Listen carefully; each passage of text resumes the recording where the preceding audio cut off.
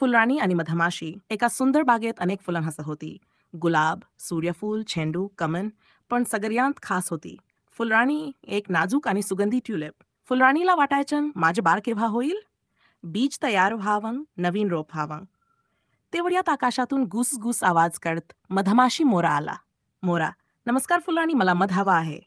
घे ना मोरा, पण मला मदत करशील का? नक्कीच. काय हवं?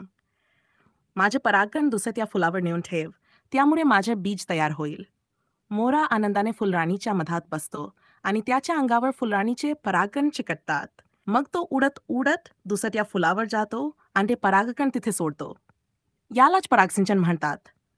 फुलराणीचे स्वप्न खरं होतं. थोड्याच दिवसांत तिला बाळ होतं, एक छोटं ट्युलिप बीज. सगळी फुलं आणि कीटक आनंदी झाले. फुलराणी म्हणाली, धन्यवाद मोरा, तुझ्यामुळे माझं जीवन पूर्ण झालं.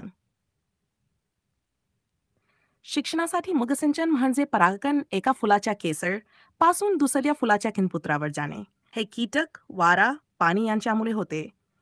बीज तयार होण्यासाठी परागसिंचन आवश्यक आहे. मधमाशी, फुलपाखरन, पक्षी हे परागसिंचनात मदत करतात.